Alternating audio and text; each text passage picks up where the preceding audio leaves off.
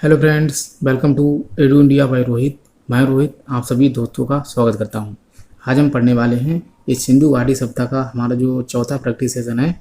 और इस practice session में हम सिंधु घाटी सप्ताह या फिर हड़प्पा सप्ताह का जो है अच्छे से रिवीजन करने वाले हैं। ठीक है, तो 3 वीडियोस के माध्यम से मैं आपको पहले ही अपलोड कर चुका हूं और उनमें भी मैंने एक अच्छे प्रकार से उन वीडियो को जो है अपलोड किया था। ठीक है, तो यदि आपने उन वीडियो को नहीं देखा है तो प्लीज़ उन वीडियो को सबसे पहले देख लें और इसके बाद जो नेक्स्ट वीडियो है इसको भी देखें। ठीक है, तो आशा करता हूं कि ये वीडियो आपको पसंद आएगा और यदि पसंद आ रहा है तो इस वीडियो को लाइक करें, शेयर करें और जो सीरीज चल रही है यदि आपको पसंद आ रही है तो वीडियो को लाइक करें, शेयर करें और चैनल को सब्सक्राइब भी कर लें अगर आपने सब्सक्राइब नहीं किया है तो। ठीक है, तो देर ना करते हुए हम अपनी वीडियो को प्रारंभ करते हैं।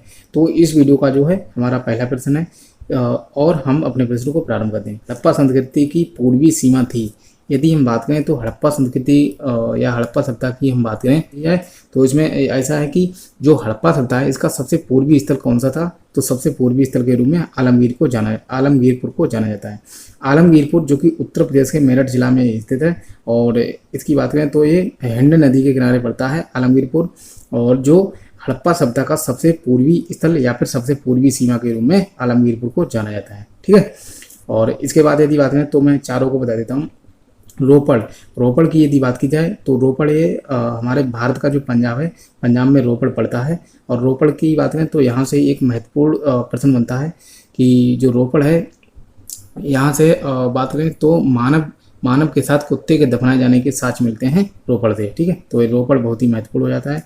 संगोल की बात करें तो ये संगोल जो है बात करें तो ये हमारे भारत के पंजाब में ही रोपड़ और संगोल दोनों ही पड़ते हैं। राखीगढ़ी की बात करें तो राखीगढ़ी जो है ये सिंधु घाटी सप्ताह में भारत में सबसे बड़ा स्थल के रूप में जाना जाता है। ठीक है, तो पूरी सिंधु घाटी सप्ताह में सबसे बड़ा पूरी सिंधु घाटी सप्ताह में हमारे भारत में मौजूद सबसे बड़ा स्थल अगर आपसे पूछा जाए तो राखीगढ़ी ही है। ठीक है, तो राखीगढ़ी हमारे भारत में मौजूद सबसे बड़ा स्थल है। अगर पूरी सिंधु घाटी सप्ताह की बात की जाए जिसमें हमारा भारत, पाकिस्तान और अफगानिस्तान टोटल जोड़ लिया जाता है तो उसमें सबसे बड़ा स्थल के रूप में मोहनजोदड़ो को जाना जाता है। अब हम जो इससे संबंधित फैक्ट है उसको समझ लेते हैं। संपूर्ण सैंधव सभ्यता का क्षेत्रफल जो है 12,99,600 वर्ग किलोमीटर में इसका जो है क्षेत्रफल फैला हुआ है। इसका जो विस्तार है उत्तर में सबसे जो उत्तरी स्थल है इसकी यदि बात करें तो मांडा जो है ये अखनूर, बात करें तो जम्मू कश्मीर में एक अखनूर स्थान है उसी के आसपास जो है मांडा ये स्थल पड़ता है। और एक किस नदी के किनारे पड़ता है तो मांडा जो है चिनाब नदी के किनारे पड़ता है और कश्मीर में पड़ता है। ठीक है, दक्षिण में बात करें तो दायमाबाद जो कि महाराष्ट्र में पड़ता है और किस नदी के किनारे तो गोदावरी की सहायक नदी है जिसका नाम है प्रवरा नदी, तो उसी नदी के किनारे है जो है दायमाबाद। ठीक है, और इसके बाद बात करें तो पश्चिमी स्थल सुतकांगे डोर को जाना जाता है। और जो सुतकांगे डोर है ये सिंधु घाटी सभ्यता का सबसे पश्चिमी स्थल है और ये किस नदी के किनारे पड़ता है तो सुतकांगे डोर जो है ये दास्क नदी के किनारे पड़ता है और कहाँ पड़ता है तो बलूचिस्तान पाकिस्तान में पड़ता है और इसकी खोज ऑरेल स्टाइन ने की थी। पूर्वी स्थल की बात करें तो आलमगीरपुर है और जो कि उत्तर प्रदेश के मेरठ जिला में पड़ता है और जो है ये हड़प्पा सभ्यता का सबसे पूर्वी सीमा या फिर सबसे पूर्वी स्थल के रूप में जाना जाता है। आत्मा धौलावीरा के निम्नतम प्रथम चरण का जमाव किस संस्कृति से संबंधित है। यदि धौलावीरा की बात की जाए तो धौलावीरा जो है ये 3 चरणों में विभाजित था। एक जो है सबसे पहला जो है इसमें प्रथम चरण पूछा गया है तो प्राक हड़प्पा ग्रामीण संस्कृति से संबंधित था धौलावीरा का जो प्रथम चरण। इसके बाद जो है विकसित हड़प्पा संस्कृति थे, इसके बाद उत्तरावर्ती हड़प्पा संस्कृति, लेकिन इसमें प्रथम चरण पूछा गया था तो इसका जो option b is the right answer. ठीक है, तो प्राक हड़प्पा अर्थात हड़प्पा संस्कृति के प्रारंभिक काल का जो बात करें तो उसकी बात हो रही है। और धौलावीरा की यदि बात करें तो धौलावीरा ये स्थित कहाँ है, धौलावीरा गुजरात के कच्छ जिले में स्थित है और जो है एक किस नदी के किनारे पड़ता है तो मनहर एवं मानसेरहा नदी है, इन दोनों के संगम पर पड़ता है जो कि शायद लूनी नदी की सहायक नदी है। ठीक है, तो धौलावीरा कहाँ पड़ता है, गुजरात के कच्छ जिला में पड़ता है और इसके साथ साथ देसलपुर और थुरकोतड़ा भी पड़ते हैं। और धौलावीरा एकमात्र ऐसा स्थल है जो 3 भागों में बटा हुआ मिलता है। और ठीक है, तो इसकी अगर खोज की बात कर लें हम तो इसकी खोज जो है रविंद्र सिंह बिष्ट ने इसका उत्खनन किया था और जो है जेपी जोशी, अर्थात मैंने यहाँ पर जो है ट्रिक लिखी है आप समझ सकते हैं, डी से धौलावीरा, आर एस से रविंद्र सिंह बेस्ट, अर्थात जो रविंद्र सिंह बेस्ट है इन्होंने इसका उत्खनन कराया था, और डी जे पी अर्थात जगपति जोशी जो है इन्होंने इसका जो है इसकी खोज की थी। ठीक है, तो अब नेक्स्ट प्रश्न है हमारा 73वां, किस पुरास्थल के दुर्ग में 7 अग्निकुंड के साक्ष्य मिलते हैं? तो 7 अग्निकुंड के साक्ष्य मिलते हैं जो है कालीबंगा से। ठीक है, तो कालीबंगा इसके लिए जाना जाता है। हालांकि अग्निकुंड के जो साक्ष्य हैं वो लोथल से भी मिलते हैं, लेकिन 7 अग्निकुंड के जो साक्ष्य हैं वो कालीबंगा से ही मिलते हैं। कालीबंगा कहाँ है? तो ये राजस्थान के हनुमानगढ़ जिले में पड़ता है, और हनुमानगढ़ जिले को पहले गंगानगर जिले के नाम से भी जाना जाता था। और आगे यदि बात करें तो कालीबंगा से युग्म समाधान के भी साक्ष्य मिलते हैं, जो युगल समाधान है उसके भी साक्ष्य मिलते हैं, और उसके साक्ष्य जो हैं लोथल से भी मिलते हैं। और इसके बाद कालीबंगा का अर्थ होता है काले रंग की चूड़ियाँ, और कालीबंगा से जुते हुए खेत के भी साक्ष्य मिलते हैं, और कालीबंगा से 2 फसलों को एक साथ बोए जाने के भी साक्ष्य मिलते हैं। ठीक है, तो बहुत सारे साक्ष्य जो हैं वो कालीबंगा से मिलते हैं। मोहनजोदड़ो की बात करें तो ये पाकिस्तान के सिंध प्रांत में जो लड़काना जिला है उसी में पड़ता है, और सिंधु नदी के जो है दाएं तट पर पड़ता है मोहनजोदड़ो। नेक्स्ट यदि बात करें हड़प्पा की, तो हड़प्पा जो है ये पाकिस्तान के जो पंजाब प्रांत है उसी में जो मोंटगोमरी जिला है उसी में पड़ता है। मोंटगोमरी जिला को वर्तमान में साहिवाल जिला के नाम से भी जानते हैं। तो हड़प्पा जो है वहीं पड़ता है, और किस नदी के किनारे? तो रावी नदी के बाएं तट पर पड़ता है हड़प्पा। मोहनजोदड़ो सिंधु नदी के किनारे, हड़प्पा रावी नदी के किनारे, लोथल पड़ता है भोगवा नदी के किनारे, कालीबंगा गग्गन नदी के किनारे पड़ता है। ठीक है, तो चारों मैंने नदियाँ भी बता दी। लोथल कहाँ पड़ता है? तो गुजरात में जो अहमदाबाद जिला है, गुजरात के अहमदाबाद जिला में पड़ता है लोथल, और एक खंभात की खाड़ी में पड़ता है। ठीक है, तो अब हम आगे बढ़ते हैं। बात करें तो 74वां प्रश्न है हमारा, निम्न हड़प्पीय स्थलों में से किन में चावल की खेती के प्रमाण मिले हैं? चावल की खेती के प्रमाण हमें देखना है कि किस स्थल से मिले हैं, और इसमें देखते हैं। तो पहला कोड जो है इसमें यदि बात करें तो कालीबंगा से चावल के साक्ष्य नहीं मिलते हैं। लोथल से इसके साक्ष्य मिलते हैं। ठीक है, तो लोथल से जो है मिलते हैं, और बात करें लोथल से तो मिलते ही हैं, और लोथल से चावल के साक्ष्य मिलते हैं, और इसके साथ जो है हालांकि और ऑप्शन में दिए ही नहीं, तो ये ऑप्शन जो है ये पूर्ण रूप से यहाँ पर ठीक नहीं है, क्योंकि बात करें तो लोथल से मिलते हैं, और एक स्थल और है जिसकी बात करें रंगपुर, लेकिन रंगपुर यहाँ पर दिया ही नहीं, तो लोथल दिया गया है। ठीक है, तो यहाँ पर देखा जाए तो जो यूपी PCS LT जो इसमें एग्जाम हुआ था, तो इन्होंने जो है ऑप्शन सी सही माना है। जैसे ऑप्शन सी की बात करें तो इसमें 2 और 3 सही माने हैं, अर्थात लोथल और मोहनजोदड़ो को सही माना है इन्होंने। लेकिन बात की जाए तो यहाँ पर लोथल तो ठीक है, लेकिन मोहनजोदड़ो जो है पूर्णतया ठीक नहीं है, अर्थात जो ऑप्शन है वो बिल्कुल पूर्ण रूप से ठीक नहीं है, लेकिन इन्होंने जो है ऑप्शन सी ही सही माना है। इनको अब देख लेते हैं। लोथल से चावल के साक्ष्य मिलते हैं, लेकिन लोथल से चावल के तो साक्ष्य मिलते हैं, और साथ में रंगपुर से भी चावल के अर्थात धान की भूसी के साक्ष्य मिलते हैं रंगपुर से। लोथल कहाँ पड़ता है? तो अभी हम पढ़ ही चुके हैं कि गुजरात के अहमदाबाद जिले में जो है पड़ता है, और रंगपुर जिसकी अभी हमने बात की थी तो रंगपुर भी गुजरात में ही पड़ता है। ठीक है, तो और कालीबंगा और इनको हम पढ़ ही चुके हैं। तो इसके बाद हम और मैं आपको सुरकोतड़ा से बता देता हूँ। सुरकोतड़ा जो है यहाँ से घोड़े की हड्डी के साक्ष्य मिलते हैं। ठीक है, और ये कहाँ पड़ता है? तो जो सुरकोतड़ा है ये पड़ता है जो है कच्छ की खाड़ी में पड़ता है, जहाँ पर हमने पढ़ा था धौलावीरा को। ठीक है, तो अब हम इसके बारे में थोड़ा देख लेते हैं, इसके बाद आगे बढ़ते हैं। तो मैं दिखा देता हूँ आपको। यदि बात करें तो इसमें जो है इन्होंने आंसर सी माना है। ठीक है, और इसमें जो 2 और 3 और विकल्प माने थे, लेकिन लोथल तो ठीक है, लेकिन मोहनजोदड़ो पूर्ण रूप से ठीक नहीं है। लोथल एवं रंगपुर से ही चावल की खेती के साक्ष्य मिलते हैं, इसीलिए इन्होंने लिखा भी है कि विकल्प जो है पूर्णतः ठीक नहीं है। इनके अतिरिक्त कालीबंगा से जुते हुए खेत के साक्ष्य मिलते हैं, जो कि बिल्कुल ठीक है। लोथल से गोदीवाड़ा अर्थात जो कि एक बंदरगाह या फिर पत्तन नगर मिलता है, ये भी बिल्कुल सही बात है। इन दोनों ही स्थलों से अग्नि वेदिकाओं के साक्ष्य मिलते हैं, अर्थात लोथल से और कालीबंगा से अग्नि वेदिकाओं अर्थात इनको अग्निकुंड के साक्ष्य दोनों स्थलों से ही मिलते हैं। ठीक है, अब हम नेक्स्ट प्रश्न को देख लेते हैं। वो नेक्स्ट प्रश्न है हमारा 75। निम्नलिखित में से किस हड़प्पीय स्थल से ऊँट की अस्थियां मिली हैं? अब मैं आपको एक अनुमान बताता हूँ जिससे आप आंसर तक आसानी से पहुँच जाएंगे। हालांकि ऑप्शन तो इसका यही है, लेकिन मैं आपको बता देता हूँ। और जो ऊँट है, आप अनुमान लगाइए कि ऊँट कैसे स्थान में रहना पसंद करता है। ऊँट जो है वो रेगिस्तान का जो है पशु है, तो रेगिस्तान जैसे इलाकों में ही रहना पसंद करता है। और रेगिस्तान अर्थात रेगिस्तान कहाँ है हमारे भारत में? तो राजस्थान में पड़ता है। और इन स्थलों में से कौन सा ऐसा स्थल है जो कि राजस्थान में पड़ता है? तो कालीबंगा ही एक ऐसा स्थल है जो कि राजस्थान के हनुमानगढ़ जिले में पड़ता है। तो यहीं से जब राजस्थान में पड़ता है और ऊँट कैसे स्थलों में रहना पसंद करता है, तो रेगिस्तान में। तो रेगिस्तान में कौन पड़ेगा, कालीबंगा। अर्थात ऊँट की अस्थियाँ जो हैं वो कालीबंगा से ही मिलती हैं। ठीक है, तो ये एक आप अनुमान लगा सकते हैं।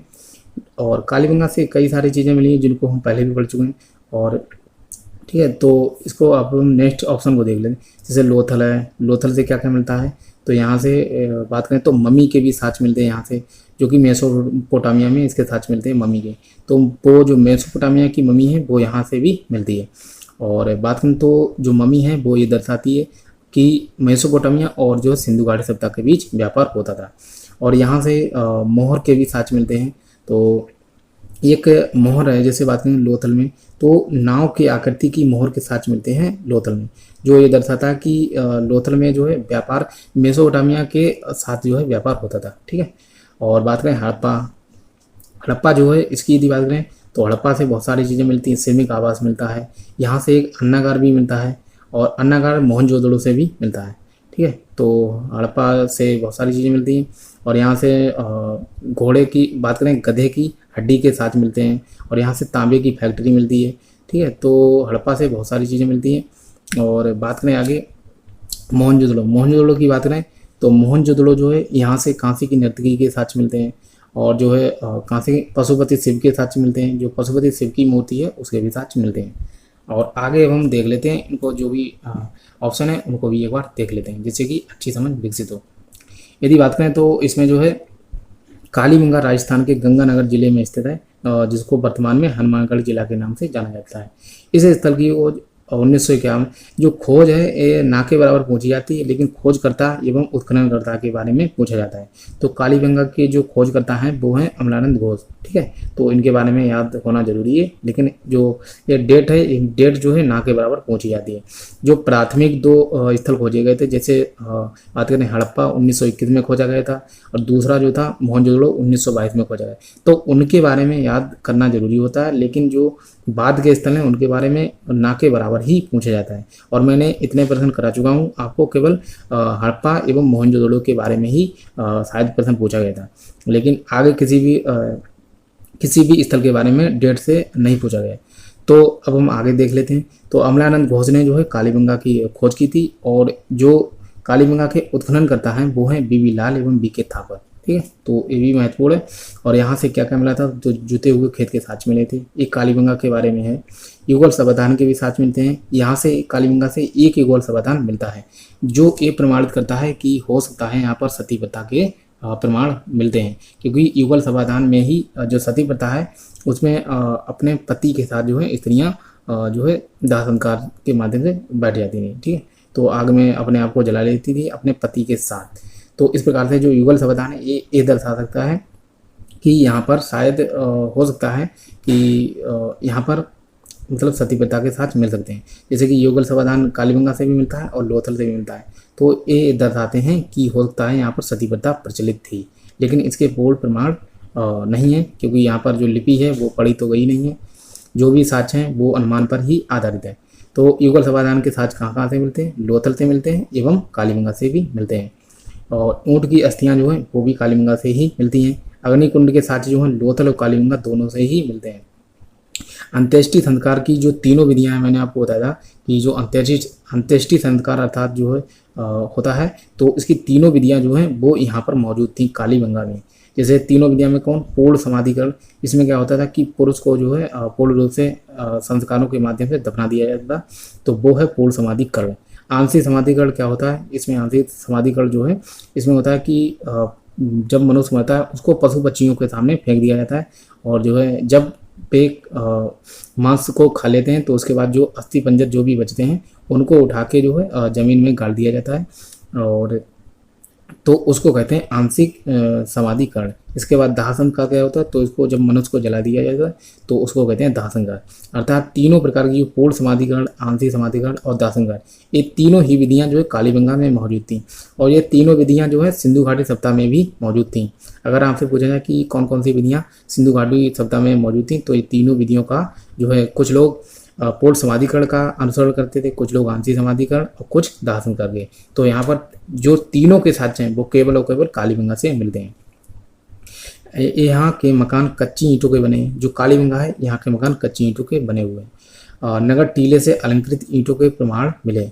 यहाँ से एक प्रश्न पूछा जाता है कि अलंकृत ईंटों के साक्ष्य कहाँ से मिलते हैं, तो कालीबंगा का नाम आता है।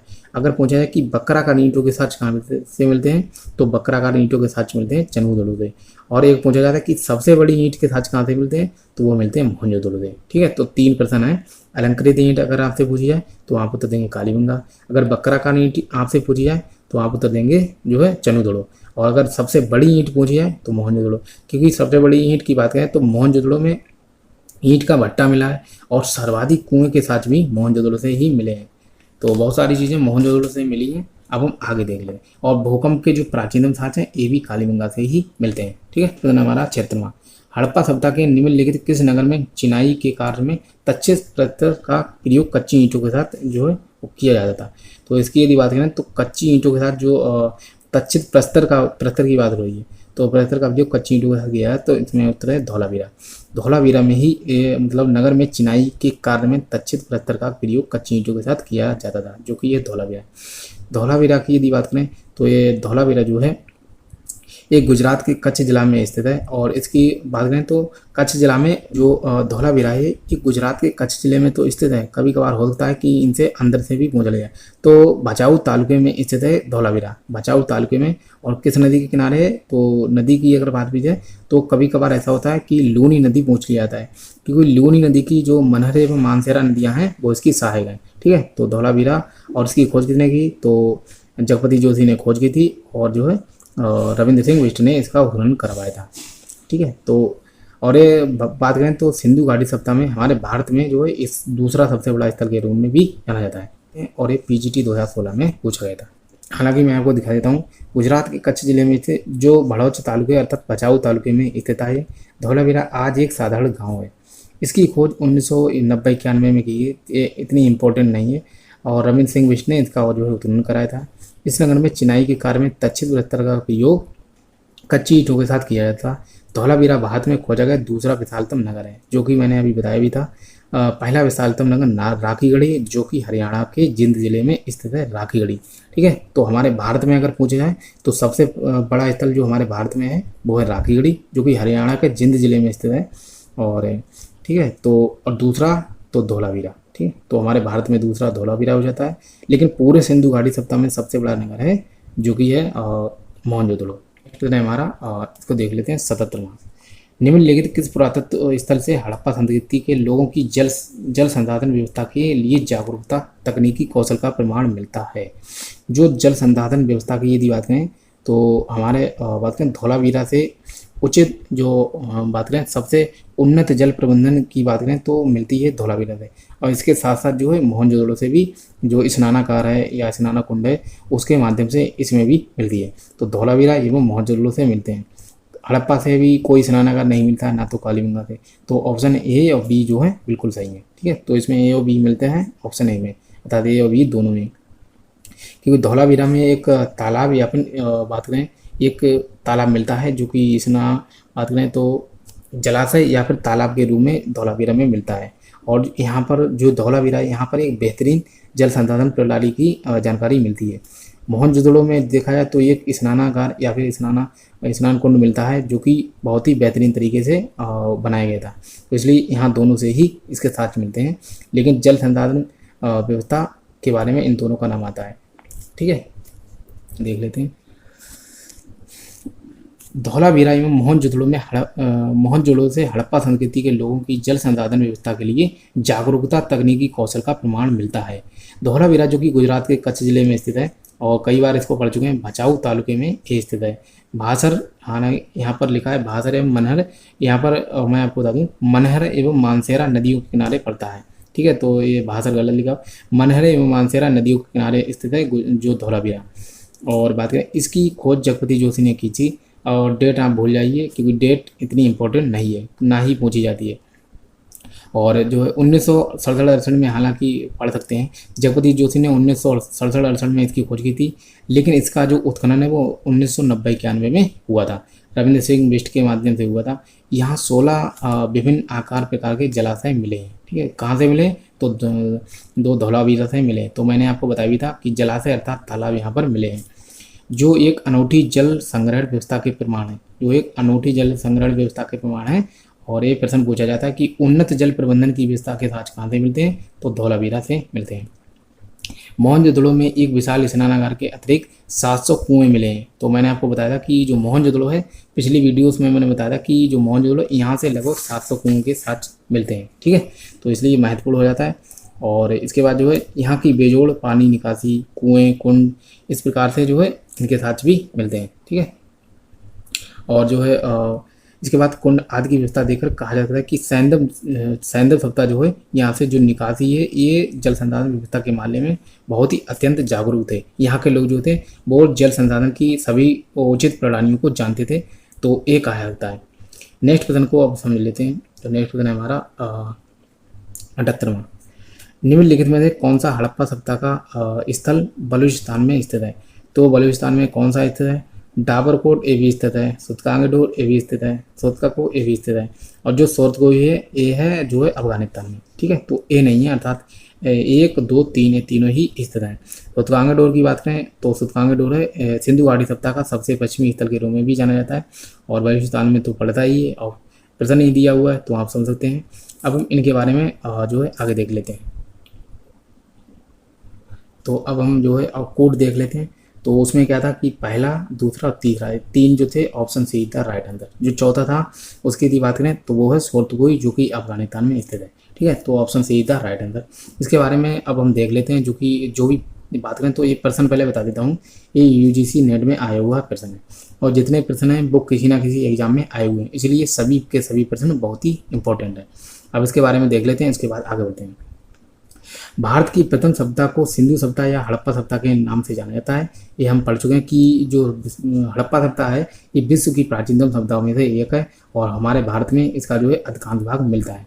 तो भारत की प्रथम सभ्यता के रूप में सिंधु घाटी सभ्यता को पढ़ा जा सकता है। अब तक सिंधु सभ्यता के अवशेष उत्तरी अफगानिस्तान में मिले हैं। अफगानिस्तान से केवल 2 ही स्थल मिले हैं, एक है सोरतगोई, दूसरा है मुंडीगार। बलूचिस्तान में कई स्थल मिले हैं जो कि पाकिस्तान में है। उत्तर पश्चिम सीमा प्रांत अर्थात हमारे भारत की बात करें तो गुजरात है, राजस्थान, पंजाब, हरियाणा, ये सभी जो है उत्तर पश्चिम सीमा प्रांत पर ही पड़ते हैं।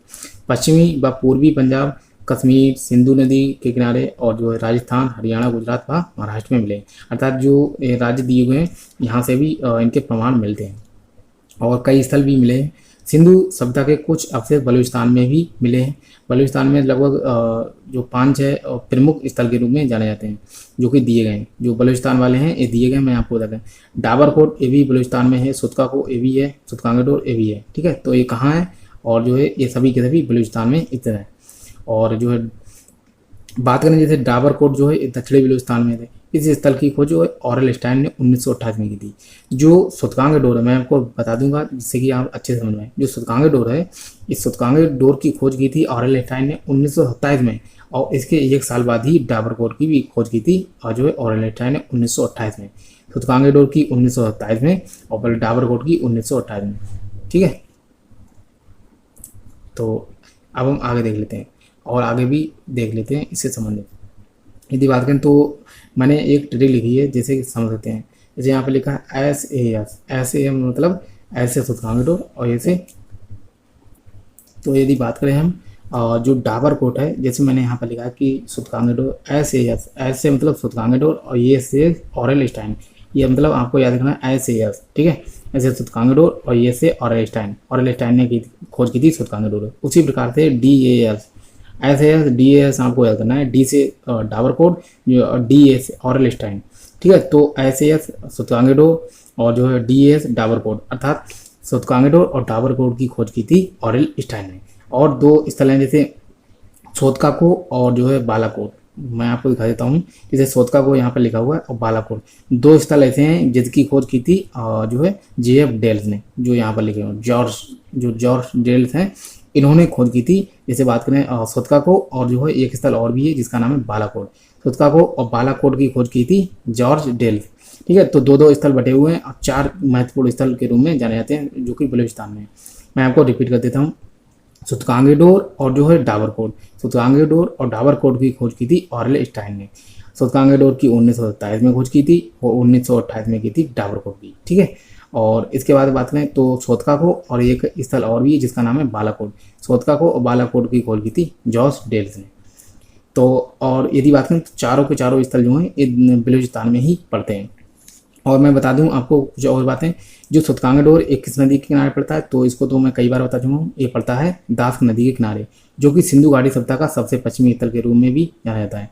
और जो इसके बाद करें सोतका को के बारे में पूछा जाता है कि एक किस नदी के किनारे है, तो ये सादिकोर नदी के किनारे पड़ता है। तो ये प्रश्न पूछा भी गया है, तो इसलिए ये महत्वपूर्ण है।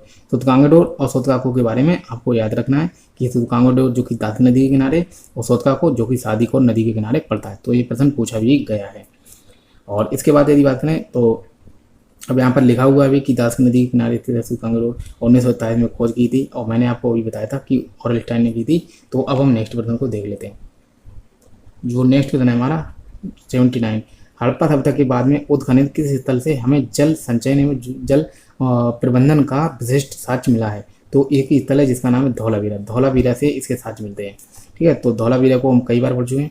राखीगढ़ी की बात करें तो हरियाणा के जिंद जिले में पड़ता है और भारत में मौजूद सबसे बड़ा सिंधु घाटी सभ्यता का स्थल के रूप में जाना जाता है। कुणाल की बात करें तो कुणाल जो है ये हरियाणा में ही पड़ता है। तो हरियाणा में पड़ता है। कुणाल की बात करें तो यहाँ से 2 चांदी के मुकुट मिलते हैं। क्या मिलता है? 2 चांदी के मुकुट मिलते हैं कुणाल से। ठीक है, और ये कहाँ पड़ता है? तो हरियाणा में पड़ता है। जैसे कि राखीगढ़ी पड़ता है उसी प्रकार से कुणाल भी हरियाणा में ही पड़ता है और ये यूजीसी नेट में पूछा गया था। तो अब हम नेक्स्ट प्रश्न को देख लेते हैं। हालांकि इससे संबंधित मैं आपको एक बार दिखा देता हूँ, इसके बाद अगले प्रश्न की तरफ बढ़ेंगे। धौलावीरा की खोज भारतीय पुरातत्व सर्वेक्षण विभाग के जो जेपी जोशी अर्थात जगपति जोशी ने की थी। रविंद्र सिंह बिष्ट ने इनका उत्खनन कराया था। और यहाँ से यदि बात करें तो यहाँ से मध्यवर्ती प्राचीर युक्त दुर्ग के उत्तरी द्वार के पीछे 12.80 मीटर लंबा तालाब खुदाई में मिला है। ठीक है, तो धौलावीरा क्या मिला है? एक तालाब मिला है और जिसके बारे में मैंने पहले भी बताया था कि तालाब या जलाशय मिला है। इसमें वर्षा का पानी एकत्र करने के लिए 24 गुणा 70 मीटर के आकार का जल मार्ग बनाया गया है। यहाँ से घोड़े की कलाकृतियों के अवशेष भी मिले हैं। तो कहाँ से मिले? जो कि धौलावीरा से मिले हैं। और घोड़े की कलाकृतियों के साथ यहाँ से अवशेष मिले हैं केवल, और जो घोड़े की हड्डी के साथ मिले हैं वो है सुरकोतड़ा से। और धौलावीरा और सुरकोतड़ा दोनों ही कहाँ स्थित हैं? तो गुजरात के जो कच्छ की खाड़ी है वहीं स्थित है।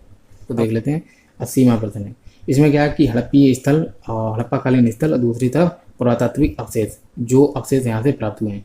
तो सबसे पहली बात करें तो इसको अपने अंदर आ जाते हैं। हालांकि ऑप्शन भी देखना जरूरी है, तो मैं आपको दिखा देता हूँ। यदि इसकी बात करें तो मोहनजोदड़ो जो पहला स्थल है मोहनजोदड़ो से क्या मिलता? तो बड़ा स्नानागार के साथ केवल और केवल मोहनजोदड़ो से ही मिलते हैं। अन्नागार, हालांकि सबसे बड़ा जो अन्नागार है ये पूरी सिंधु घाटी सभ्यता में सबसे बड़ी इमारत के रूप में जाना जाता है, बड़ा स्नान। लोथल से क्या मिलता है? तो लोथल से अर्थात ईंटों की से बनी गोदी अर्थात गोदीवाड़ा, जिसे पत्तन या बंदरगाह के रूप में भी जाना जाता है। सूतकांगेडोर से क्या मिलता है? तो सूतकांगेडोर से जो है नगर दुर्ग और किलेबंद निचली बस्ती के साथ मिलते हैं। कालीगंगा से नगर दुर्ग और निचली बस्ती के साथ मिलते हैं। अर्थात एका टू किसमें है? तो एका 2 है बी में। ठीक है, और इसके बाद बी का 3 किसमें है? तो इसी में। अर्थात ऑप्शन जो बी है ये बिल्कुल राइट है। ठीक है, और मैं आपको दिखाता हूँ कि ये कहाँ, जो option be the right answer, और यूजीसी नेट में पूछा गया था। और आप इसको एक बार अच्छे से समझ लें, इसके बाद हम नेक्स्ट प्रश्न को देते हैं। जो मोहनजोदड़ो यहाँ से बड़े स्नानागार के साथ मिलते हैं। लोथल से ईंटों की बनी गोदी अर्थात गोदीवाड़ा के साथ मिलते हैं। और इसके बाद बात करें तो कालीगंगा से नगर दुर्ग और निचली बस्ती के साथ मिलते हैं। सूतकांगेडोर से नगर दुर्ग और किलेबंद निचली बस्ती के साथ मिलते हैं सूतकांगेडोर से। ठीक है, अब हम नेक्स्ट प्रश्न को देख लेते हैं। जो नेक्स्ट प्रश्न है हमारा 81वां, निम्नलिखित पुरातात्विक स्थलों में से कहाँ पर जल भंडार का साक्ष्य मिला है? जल भंडार की यदि बात करें तो जल भंडार के साक्ष्य केवल और केवल लोथल से मिले हैं। लोथल जो है इसकी बात करें तो ये बंदरगाह स्थल था, जिसके कारण यहाँ से जो है इसके महत्वपूर्ण साक्ष्य मिलते हैं। और लोथल कहाँ था? तो ये गुजरात में अहमदाबाद जिले में पड़ता है और भोगवा नदी के किनारे पड़ता है। बनावली की बात करें तो ये बनावली जो है हरियाणा में पड़ता है।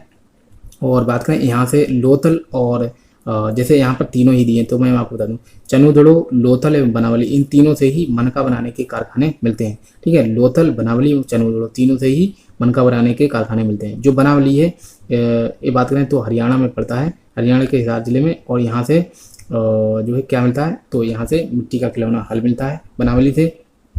और ये कहाँ किस नदी के किनारे पड़ता है, तो रंगोई नदी के किनारे पड़ता है। काली मंगा की बात करें तो ये घग्गर नदी के किनारे पड़ता है। लोथल भोगवा नदी के किनारे पड़ता है। चनुदड़ो जो कि सिंधु नदी के किनारे पड़ता है।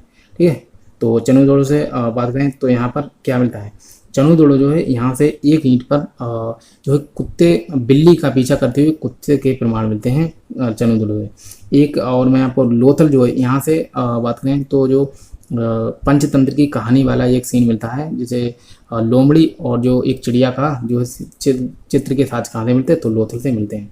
और जो बिल्ली का पीछा करते हुए कुत्ते के प्रमाण कहाँ से मिलते हैं, तो चनुदड़ो से मिलते हैं। ठीक है, तो ये महत्वपूर्ण बातें थी। अब हम आगे देख लेते हैं इसके बारे में। यदि बात करें जल भंडारण का साक्ष्य लोथल से प्राप्त हुआ है। लोथल जो कि हड़प्पा सभ्यता का एक मुख्य स्थान था जहाँ से बंदरगाह के नमूने प्राप्त हुए हैं। और बात करें तो विदित है कि लोथल जो है खंबात की खाड़ी में इसके साक्ष्य मिलते हैं और नज़दीक भोगवा नदी के किनारे पड़ता है। कहा जाता है कि जो लोथल है भोगवा एवं साबरमती नदी के संगम में पड़ता है, लेकिन इसका अधिकांश भाग जो है वो भोगवा नदी के किनारे पड़ता है, इसीलिए ये कहा जाता है कि ये भोगवा नदी के किनारे है। लेकिन ये जो है भोगवा नदी एवं साबरमती नदी के संगम पर पड़ता है लोथल, और एक खंबात की खाड़ी में पड़ता है। अगर आपसे जिला पूछा जाएगा तो जिला पड़ता है अहमदाबाद। और इसके बाद जो है लोथल से प्राप्त गोदी अर्थात गोदीवाड़ा का साक्ष्य इसके पूर्व विकसित बंदरगाह होने की सूचना देता है। अब हम नेक्स्ट प्रश्न को देख लेते हैं।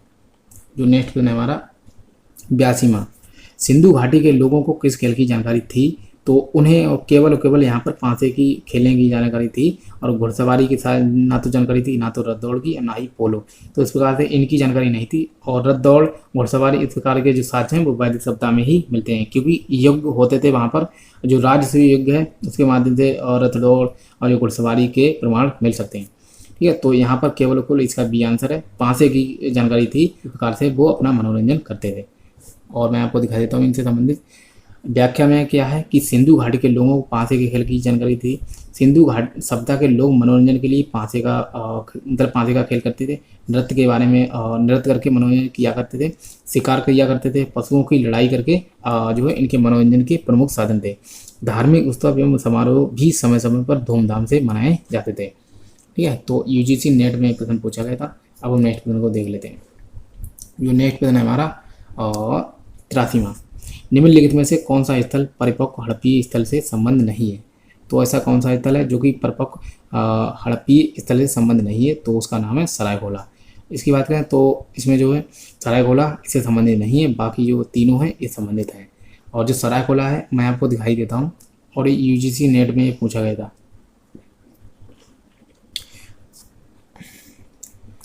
बात करें यहाँ पर व्याख्या में क्या है, सरायघोला मध्य पहाड़कालीन स्थल है। जो मध्य पहाड़काल हमने पहाड़ काल के अंतर्गत पढ़ा था, तो सरायघोला ये उसी से संबंधित है। और ये उत्तर प्रदेश के प्रतापगढ़ जिले में पड़ता है सरायघोला। यहाँ से स्तंभगर्त का साक्ष्य मिलता है। स्तंभगर्त एवं गर्त चूल्हे के होता है, मतलब स्तंभगर्त के साक्ष्य मिलते हैं। और स्तंभगर्त के साक्ष्य जो मध्य पहाड़काल है वहाँ पर 3 स्थल हैं जहाँ से मिलते हैं।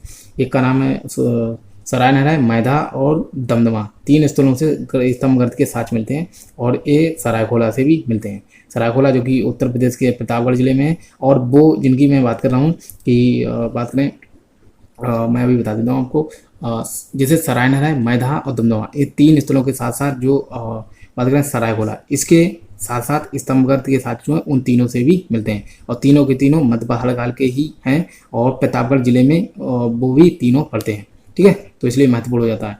मैं आपको इससे संबंधित बता दूँ, सरायघोला मध्य पहाड़कालीन स्थल है, ये उत्तर प्रदेश प्रतापगढ़ जिले में स्थित है। यहाँ से स्तंभगर्त के साक्ष्य मिलते हैं। धौलावीरा, लखगीरवाला, तुर्कोथड़ा हड़प्पाकालीन स्थल है। ठीक है, तो ये सभी हड़प्पाकालीन स्थल हैं। तुर्कोथड़ा से घोड़े की हड्डी के साक्ष्य मिलते हैं, और धौलावीरा से एक उन्नत जल प्रबंधन प्रणाली के साक्ष्य मिलते हैं। धौलावीरा सिंधु सभ्यता का सबसे बड़ा स्थल है। ये गलत प्रश्न है, इसमें गलत लिखा हुआ है। सिंधु सभ्यता का जो सबसे बड़ा स्थल है वो है मोहनजोदड़ो। ठीक है, तो यहाँ पर इन्होंने गलत प्रिंट कर दिया है। और तुर्कोथड़ा से घोड़े के साक्ष्य मिलते हैं। लिपस्टिक का साक्ष्य भी मिलता है। ये गुजरात राज्य में स्थित है, गुजरात के कच्छ जिले में स्थित है तुर्कोथड़ा। अब हम नेक्स्ट क्वेश्चन को देख लेते हैं, जो है हमारा 84वां। सर्वाधिक हड़प्पीय पुरास्थल किस नदी के किनारे पाए गए हैं, तो सर्वाधिक जो हड़प्पी स्थल हैं ये पाए गए सरस्वती नदी के किनारे। इसको भारत में बात करें, भारत में इसको कहते हैं, इसे घग्गर हाकरा के नाम से सरस्वती नदी को जाना जाता है। घग्गर नदी इसको कहा जाता है पाकिस्तान में, और जो घग्गर नदी है ये हमारे जैसे सरस्वती नदी है, इसको घग्गर एवं हाकरा के नाम से जाना जाता है। घग्गर कहते हैं हमारे भारत में और हाकरा कहते हैं पाकिस्तान में, ठीक है। तो ये महत्वपूर्ण हो जाता है। कभी कभार आपने देखा कि ऑप्शन में सरस्वती ना देकर घग्गर हाकरा ही दिया जाता है, इसीलिए क्योंकि घग्गर हमारे भारत में कहते हैं और हाकरा जिसे पाकिस्तान में कहा जाता है सरस्वती नदी को, ठीक है। तो सर्वाधिक जो हड़प्पीय पुरा स्थल हैं, लगभग 80% पुरा स्थल जो हैं वो सिंधु घाटी सभ्यता के टोटल में से 80% स्थल अकेले सरस्वती नदी के किनारे पड़ते हैं।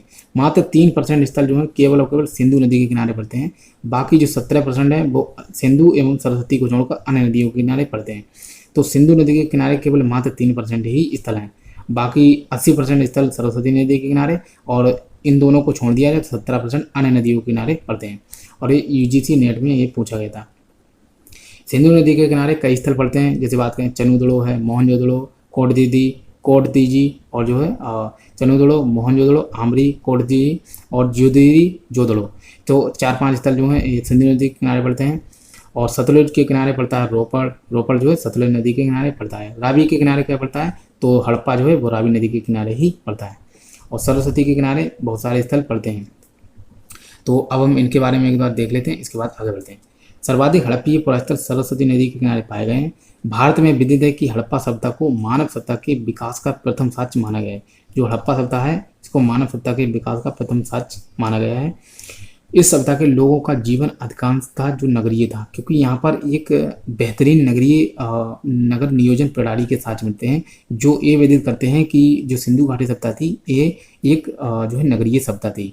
यहाँ पर इतनी बेहतरीन प्रणाली मिलती है कि सड़कों का इतनी बेहतरीन प्रणाली के द्वारा जो है निर्माण किया गया है, और जो नगर हैं उनका भी एक अच्छी प्रणाली के माध्यम से उनको जो है मतलब बनाया गया है। तो ये सारी बातें इंगित करती हैं कि सिंधु घाटी सभ्यता जो थी यहाँ पर नगरीय सभ्यता के रूप में जानी जाती है। वर्तमान में आधुनिक नगरों के विकास का आधार हड़प्पा सभ्यता को कहा जाता है। अब हम नेक्स्ट क्वेश्चन को देख लेते हैं। जो नेक्स्ट क्वेश्चन है हमारा वो भी बहुत ही महत्वपूर्ण है। नेक्स्ट क्वेश्चन है 85वां, हड़प्पा सभ्यता की वह कौन सी विशेषता थी जो समकालीन अन्य सभ्यताओं में ज्ञात नहीं है। तो यहाँ पर देखा जाए सूती कपड़े के साक्ष्य जो हैं वो हड़प्पा सभ्यता में मिलते हैं, और इसके समकालीन जो भी सभ्यता थी उनमें नहीं मिलते हैं, ठीक है। तो विशालकाय भवन मिल जाते हैं, हकीक के मन के घिया पत्थर की, अर्थात ये सभी मिल जाते हैं, लेकिन जो सूती कपड़े के साक्ष्य हैं वो केवल इसके समकालीन सभ्यताओं में हड़प्पा सभ्यता में ही मिलते हैं। जैसे बात करें जो मोहनजोदड़ो है, मोहनजोदड़ो से बुने हुए सूती कपड़े के साथ मिलते हैं।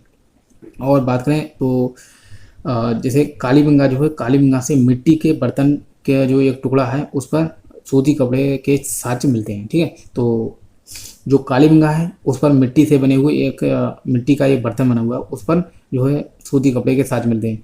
और जो एक स्थल और है जिसका नाम है आलमगीरपुर की बात करें तो आलमगीरपुर में जो है सूती कपड़े के साक्ष्य भी मिलते हैं। और जो बुने हुए सूती कपड़े के साक्ष्य मिलते हैं मोहनजोदड़ो से, और जो है किसी मिट्टी के बर्तन पर बने हुए साक्ष्य मिलते हैं जो है कालीबंगा से, और इसके साथ साथ बुने हुए और जैसे सूती कपड़े के साथ आलमगीरपुर से भी मिलते हैं, ठीक है। तो अब हम नेक्स्ट क्वेश्चन को देख लेते हैं। तो नेक्स्ट क्वेश्चन हमारा 86वां, किसने सर्वप्रथम भारत पर आर्यों के आक्रमण का सिद्धांत प्रतिपादित किया था। जो IEM व्हीलर अर्थात जो मार्टिमन व्हीलर था इसी ने, और इसके साथ जो है जैसे बात करें जो मार्टिमन व्हीलर है इसने जो है आर्यों के निवास स्थल को मध्य एशिया का बताया था, और इसी ने बताया था कि जो आर्य आए थे उन्होंने ही आक्रमण किया था और सिंधु घाटी सभ्यता का अंत हो गया था। तो इसके साथ जो है मार्टिमन व्हीलर ने बताए थे, ठीक है। और इसके बाद मैं आपको इससे संबंधित जो भी बातें हैं पहले दिखा देता हूँ, इसके बाद हम नेक्स्ट क्वेश्चन की तरफ बढ़ेंगे, क्योंकि ये जो व्याख्या है ये समझना बहुत ही जरूरी है, इससे बहुत सारे प्रश्न बन जाते हैं। हड़प्पा सभ्यता के बाद जिस सभ्यता का उदय हुआ भारत में उसे वैदिक सभ्यता कहते हैं, क्योंकि हड़प्पा सभ्यता के बाद कौन सी सभ्यता आई थी तो उसे वैदिक सभ्यता के नाम से जाना जाता है, और जिसके संस्थापक कौन थे तो आर्य थे, इसलिए कभी कभी वैदिक सभ्यता को आर्य सभ्यता भी कहा जाता है। विदित है कि सर्वप्रथम भारत पर आर्यों के आक्रमण का सिद्धांत मार्टिमन व्हीलर ने दिया था, जबकि गार्डन चाइल्ड जो है इन्होंने चाइल्ड ने जो है कहा था कि आर्यों के निवास स्थल को मध्य एशिया या बैक्टीरिया बताया था। तो चाइल्ड ने जो है मध्य एशिया आर्यों का निवास स्थल बताया था, और लेकिन मार्टिमन व्हीलर ने भारत पर आर्यों के आक्रमण का सिद्धांत दिया था। यहाँ पर मिलान वाला प्रश्न है, इसकी यदि बात करें तो हम यदि बात करें तो यहाँ पर जो है यहाँ पर स्थान दिए गए हैं और उनका जो है आधुनिक नाम दिया गया है। जो पहले इसका नाम क्या था और अब क्या है तो देख लेते हैं। तो इसकी यदि बात करें तो मेलुआ, ये मेलुआ किसको कहा जाता था, जो सिंधु घाटी सभ्यता है इसको जो है जो मेसोपोटामिया में जो भी अभिलेख प्राप्त हुए हैं उनमें सिंधु घाटी सभ्यता को मेलुआ के नाम से जाना जाता है। और इसके बाद जो दिलमुन है, दिलमुन कहा जाता था बहरीन को। बहरीन की बात करें तो बहरीन जो था एक बिचौलिया नगर था, यहाँ पर सिंधु घाटी सभ्यता एवं बात करें सिंधु घाटी सभ्यता और मेसोपोटामिया सभ्यता के बीच व्यापार होता था। मक्कान किसका कहा है तो मकरान तट जो है मकरान तट को मक्कान कहा जाता है। गुरगांव जो कि मध्य एशिया में पड़ता है, अर्थात ये इनके जो है सही मिलान है। मेलुआ सिंधु क्षेत्र से संबंधित है, दिलमुन बहरीन से और जो है मक्कान मकरान तट से, गुरगांव मध्य एशिया से। इसके बाद जो है तो हम नेक्स्ट देख लेते हैं। जो नेक्स्ट प्रश्न है हमारा 18वां। 18वें प्रश्न की बात करें तो यहाँ पर देख लेते हैं, यहाँ पर भी मिलान वाला प्रश्न है। 18वां प्रश्न है सूची 1 को सूची 2 से मिलाना है, तो यहाँ पर देख लेते हैं। इसकी यदि बात करें तो जाली प्रकार की उत्खनन पद्धति जो है इसकी बात करें तो ये मिलती है जाली प्रकार की उत्खनन पद्धति, इसको कहा है REM व्हीलर, अर्थात जो व्हीलर है इसकी बात करें तो मार्टिमर व्हीलर के नाम से जाना जाता है। जाली प्रकार की उत्खनन पद्धति इसने दी थी। स्तर विन्यास का सिद्धांत जो है ये दिया था थॉमस और जेफरसन। इसके बाद जो रेडियो कार्बन पद्धति का है ये दिया था FW डुलीवी। इसके बाद जो त्रिआयामी मापन पद्धति ये दी थी प्रिंट रिवर्स ने। तो जाली प्रकार की उत्खनन पद्धति किसने दी थी, मार्टिमर व्हीलर ने। स्तर विन्यास का सिद्धांत दिया था थॉमस जेफरसन ने। रेडियो कार्बन जो तिथि क्रम है ये दी थी W डुलीवी ने। और उसके बाद त्रिआयामी मापन पद्धति ये दी थी प्रिंट रिवर्स ने। ठीक है, तो इसके सही क्रम थे। अब हम नेक्स्ट प्रश्न को देख लेते हैं। तो नेक्स्ट प्रश्न है हमारा, उसको देख लेते हैं 89वां। इसमें सूची 1 को सूची 2 से मिलाना है। इसमें सूची 1 को 2 से मिलाना है, तो मैं आपको दिखा देता हूँ कि जो इससे संबंधित है। पहला जो है हड़प्पा सभ्यता के विनाश का सिद्धांत, इन्होंने जो सिद्धांत दिए गए हैं, और दूसरी तरफ समर्थक की इनके जो समर्थक हैं उनके नाम दिए गए, तो इनको हमें मिलाना है। यदि बात करें तो यहाँ पर जो है आर्य आक्रमण, इसकी यदि बात करें तो आर्य आक्रमण की बात करें तो इसका जो है इस सिद्धांत के प्रतिपादक कौन थे, तो आर्य आक्रमण के बारे में RP चंद्रा और मार्टिमर व्हीलर जो हैं इन्होंने ये बताया था कि आर्य जो थे इनके बारे में जो कि सिंधु घाटी सभ्यता का पतन आर्यों ने किया था। दूसरे की यदि बात करें तो हो जाता है जो सिंधु नदी के प्रवाह क्रम में परिवर्तन, ये दिया था H.T. लैम्बरिक ने। ठीक है, तो H.T. लैम्बरिक ने दिया था। और इसके बाद यदि बात करें तो H.T. लैम्बरिक ने दिया था सिंधु नदी के प्रवाह क्रम में परिवर्तन। और इसके बाद जो है किरमसा सोशिकीकरण, जो किरमसा सोशिकीकरण है इसके बारे में बताया था जो है RM मुगल, जो एमान मुगल हैं इन्होंने बताया कि किरमसा सोशिकीकरण के माध्यम से जो है हड़प्पा सभ्यता का विनाश हुआ था। इसके बाद निरंतर बाढ़, जो निरंतर बाढ़ है इसके बाद जो रॉबर्ट L. रेक्स एवं जॉर्ज F. डेल्स ने बताया था निरंतर बाढ़ के बारे में। आर्य आक्रमण के बारे में बताया था RP चंद्रा एवं मार्टिमर व्हीलर ने बताया था। सिंधु नदी के प्रवाह क्रम में परिवर्तन बताया था H.T. लैम्बरिक ने। और जो है क्रमशः शुष्कीकरण इसके बारे में MR मुगल ने। और जो है इसके बाद निरंतर बाढ़ जिसको रॉबर्ट L. रेक्स व जॉर्ज F. डेल्स ने बताया था निरंतर बाढ़। अब हम आगे देख लेते हैं। तो नेक्स्ट प्रश्न हमारा 90वां, निम्नलिखित में कौन सही सुमेलित नहीं है। यदि बात करें तो निम्नलिखित में कौन सा सही नहीं है, तो इसमें है राखीगढ़ी, जो है राखीगढ़ी मध्य शहर, अर्थात राखीगढ़ी जो था मध्य शहर, इसमें कौन सा सम्मेलन नहीं उसको हमें देखना है। तो इसके बाद हड़प्पा की बात करें तो समाधान है यहाँ से मिलता है मोहनजोदड़ो जो कि गलत है। मोहनजोदड़ो से जो R37 कब्रिस्तान है ये नहीं मिलता है, अर्थात option see the right answer.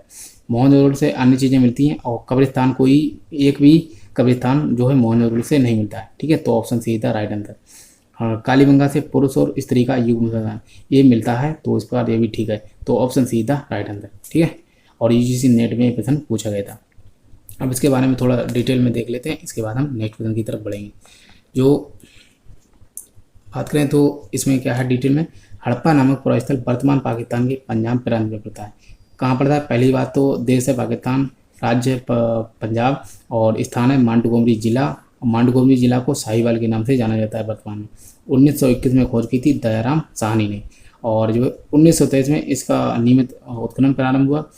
और इसके बाद जो है माधव स्वरूप बस्त, जो माधव स्वरूप बस्त हैं इन्होंने, और मार्टिमर व्हीलर, माधव स्वरूप बस्त, मार्टिमर व्हीलर और दयाराम साहनी, इन तीनों ने ही जो है इसका उत्खनन करवाया था। इसके बाद मैं रिपीट करते हैं, दयाराम साहनी, मातृस्वरूप बस, मार्टिमर व्हीलर, इन तीनों ने ही हड़प्पा का उत्खनन कराया था। और बात करें तो हड़प्पा के सामान्य आवास क्षेत्र के दक्षिण में एक ऐसा कब्रिस्तान है जिसे R37 के नाम से जाना जाता है। ठीक है, और R37 कब्रिस्तान एच प्रकार का जो कब्रिस्तान है ये भी मिलता है। एच प्रकार का कब्रिस्तान अगर आपसे पूछा जाए या फिर R37 कब्रिस्तान पूछा जाए तो आपका उत्तर हड़प्पा ही होगा। अब हम नेक्स्ट क्वेश्चन को देख लेते हैं। जो नेक्स्ट क्वेश्चन है हमारा बहुत ही महत्वपूर्ण है। 91, पूर्ण विकसित हड़प्पा सभ्यता लगभग कितनी शताब्दियों तक जीवित रही? जो पूर्ण विकसित हड़प्पा सभ्यता ये लगभग 5 शताब्दियों तक विकसित रही थी। तो option b is the right answer. ठीक है, और टीजीटी हिस्ट्री 2011 में ये पूछा गया था। इसके बारे में आपको थोड़ा दिखा देता हूँ। मोहनजोदड़ो, कोडती, कालीबंगन, लोथल, रोजदी, सुरकोतला से जो रेडियो कार्बन तिथियाँ प्राप्त की गई हैं उसके आधार पर सिंधु सभ्यता की जो तिथि है ये 2400 से 1700 ईसा पूर्व बताई है। लगभग 2400 ईसा पूर्व से लेकर 2000 ईसा पूर्व तक ये जो सिंधु घाटी सभ्यता थी ये अपने विकास के पराकाष्ठा पर आधारित थी। इसलिए कहा गया है कि विकसित सिंधु घाटी सभ्यता है इसका कालक्रम कितनी शताब्दियों तक था। तो आप लगाएंगे 2400 ईसा पूर्व से लेकर 2000 तक, तो 5 शताब्दी निकलेंगे। तो इसलिए कहा जाता है कि जो पूर्ण विकसित सिंधु घाटी सभ्यता थी ये 5 शताब्दी तक अपने चरम पर रही थी। इसके बाद धीरे धीरे जो है इसका विनाश होने लगा था। तो पूर्ण विकसित हड़प्पा सभ्यता लगभग 5 शताब्दी तक जीवित रही थी। इसके बाद यदि हम नेक्स्ट क्वेश्चन को देख लेते हैं तो नेक्स्ट क्वेश्चन है हमारा 92, लोथल और चनुदड़ो का सर्वाधिक महत्वपूर्ण जो है उद्योग क्या था? लोथल और चनुदड़ो की बात करें तो मन का उत्पादन। जो मन का उत्पादन का कार्य जो था लोथल, चनुदड़ो एवं इसके बाद जो है बनावली, इन 3 स्थलों में मन का बनाने का जो कार्य होता था। ठीक है, लोथल से भी ढांचे बनते हैं, चनुदड़ो और बनावली से भी मिलते हैं। लोथल कहाँ है तो ये गुजरात के अहमदाबाद में पड़ता है। चनुदड़ो कहाँ है तो चनुदड़ो जो है ये पाकिस्तान के सिंध प्रांत में पड़ता है। और जो है बनावली कहाँ पड़ता था तो बनावली राजस्थान में, बनावली पड़ता है हरियाणा में। अब हम नेक्स्ट क्वेश्चन को देख लेते हैं। हालांकि इससे संबंधित मैं आपको दिखा देता हूँ, इसके बाद आगे बढ़ते हैं। चनुदड़ो और लोथल में मन के बनाने के कारखाने मिले थे। इन मनकों को बड़ी मेहनत से बनाया जाता था और वांछित आकार के फलस्वरूप इन पर पालिश की जाती थी। ठीक है, तो पालिश की जाती थी, फिर इनमें छेद किया जाता था जिनसे इसमें तागा जो है डाला जा सके। ठीक है, तो ये महत्वपूर्ण बात थी और ये टीजीटी 2011 में पूछा गया था। अब हम नेक्स्ट क्वेश्चन को देख लेते हैं। जो नेक्स्ट क्वेश्चन हमारा 93, हड़प्पाकालीन नगरों का कौन शासन करता था? तो यहाँ पर जो है कोई भी शासन व्यवस्था के साक्ष्य नहीं मिलते हैं क्योंकि यहाँ पर लिखित प्रमाण मिले ही नहीं है। यहाँ पर जो पद्धति है वो बॉस्ट्रोफेडन या पिक्टोग्राफी या फिर गौमुद्रिका या फिर भावचित्रात्मक, इसको 4 नामों से जाना जाता है। भावचित्रात्मक या फिर पिक्टोग्राफिक या फिर गौमुद्रिका या फिर बॉस्ट्रोफेडन। ठीक है, 4 नामों से जाना जाता है। और इसकी जो क्योंकि भावचित्रात्मक है तो चित्र बने हुए हैं, उनको पढ़ा तो जा नहीं सका, तो इस माध्यम से कहा जाता है कि शासन व्यवस्था जो है अज्ञात है। तो टीजीटी 2011 में ये भी पूछा गया था। इसके बाद जो है नेक्स्ट क्वेश्चन को देखते हैं। हालांकि मैं आपको इससे संबंधित एक बार दिखा देता हूँ जिससे कि आपको जो भी इससे संबंधित फैक्टर समझ में आए। सैन्य नगरों की शासन व्यवस्था के विषय में हमें कुछ भी पता नहीं है। इस संबंध में हम केवल अनुमान ही लगा सकते हैं। ऐसा प्रतीत होता है कि मोहनजोदड़ो तथा हड़प्पा का शासन सुदृढ़ दुर्ग थे उनके द्वारा होता था। इन दुर्गों में केंद्रीय अधिकारी निवास करते थे। संभवतः उनका एक राजा भी होता था जो पुरोहित होता था और देवता के प्रतिनिधि के रूप में शासन चलाता था। ठीक है, अब हम नेक्स्ट क्वेश्चन को देख लेते हैं। जो नेक्स्ट क्वेश्चन है हमारा वो है 94 में, निम्नलिखित में से कौन सी सिंधु घाटी सभ्यता की सबसे प्रमुख विशेषता थी?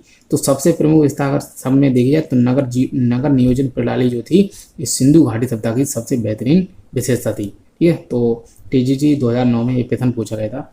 और जो इसके बाद हम देख लेते हैं इससे संबंधित फैक्ट है उसको देख के आगे बढ़ते हैं।